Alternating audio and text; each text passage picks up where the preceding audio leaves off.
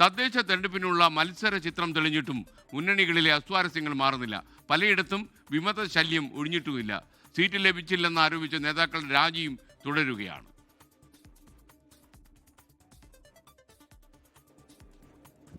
നാമനിർദ്ദേശ പത്രിക പിൻവലിക്കാനുള്ള സമയപരിധി ഇന്നലെ അവസാനിച്ചപ്പോൾ 35,000-ഓളം പേരാണ് മത്സരത്തിൽ നിന്ന് പിന്മാറിയത്. പടലപ്പിണക്കത്തെ തുടർന്ന് പത്രിക നൽകിയ നിരവധി പേർ പിന്മാറിയെങ്കിലും വിമതശല്യം പൂർണ്ണമായും ഒഴിയുന്നില്ല. കോഴിക്കോട് കുന്നമംഗലം ബ്ലോക്ക് പഞ്ചായത്തിലെ മത്സരത്തിൽ നിന്ന് പിന്മാറില്ലെന്ന് കോൺഗ്രസ് വിമത സ്ഥാനാർത്ഥി അനിത അനീഷ് പ്രതികരിച്ചു.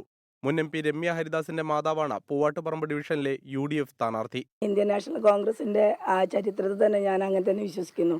മുന്നോട്ട് ചിച്ചകാലം ഇന്നോട്ട് വെക്കുന്നില്ലാന്ന്. മന്ത്രി VN വാസവനെ പുകഴ്ത്തിയ നേതാവ് ഉൾപ്പെടെ കോട്ടയത്ത് 9 വിമതരെ കോൺഗ്രസ് പുറത്താക്കി. സീറ്റ് തർക്കത്തെ തുടർന്ന് കാസർഗോഡ് കോൺഗ്രസിലുണ്ടായ തർക്കം പൊട്ടിത്തെറിയിലേക്കെത്തി. DCC അധ്യക്ഷൻ PK ഫൈസലിനെതിരെ ആരോപണമുന്നയിച്ച വൈസ് പ്രസിഡന്റ് ജെയിംസ് പന്തമാക്കൽ രാജിവെച്ചു. 20 ലക്ഷം രൂപയ്ക്ക് സീറ്റ് വിറ്റെന്നാരോപിച്ച തൃശൂർ DCC പ്രസിഡന്റ് ജോസഫ് ടാജറ്റിനെതിരെ നഗരത്തിൽ പോസ്റ്ററുകൾ പ്രത്യക്ഷപ്പെട്ടു. സ്വതന്ത്ര സ്ഥാനാർത്ഥിയായി മത്സരിക്കാനിറങ്ങിയ Thrissur Mala panchayat vice president TP രവീന്ദ്രനെ CPIM പ്രാഥമിക പാർട്ടി അംഗത്വത്തിൽ നിന്ന് പുറത്താക്കി. എറണാകുളത്ത് നാമനിർദ്ദേശ പത്രിക തള്ളിയതിനെതിരെ ജില്ലാ പഞ്ചായത്തിലെ UDF സ്ഥാനാർത്ഥി LC ജോർജ് നൽകിയ ഹർജി പരിഗണിക്കാൻ ഹൈക്കോടതി വിസമ്മതിച്ചു. തിരഞ്ഞെടുപ്പ് ട്രൈബ്യൂണലിനെ സമീപിക്കാനാണ് നിർദ്ദേശം. കണ്ണൂർ കോർപ്പറേഷനിലെ 2 വിമത സ്ഥാനാർത്ഥികളെയും ഇവരെ പിന്തുണച്ചവരെയും മുസ്ലിം ലീഗ് സസ്പെൻഡ് ചെയ്തു. കൊച്ചി കോർപ്പറേഷനിൽ വിമത സ്ഥാനാർത്ഥി വനിതാ ലീഗ് ജില്ലാ സെക്രട്ടറി സജി കബീറിനെ പാർട്ടിയിൽ നിന്ന് പുറത്താക്കി. കോർപ്പറേഷനിലെ മത്സരത്തിൽ നിന്ന് പിന്മാറില്ലെന്ന ഉറച്ച നിലപാടിലാണ് പാലാരിവട്ടം ഗിരിനഗർ വാർഡുകളിലെ UDF വിമതർ.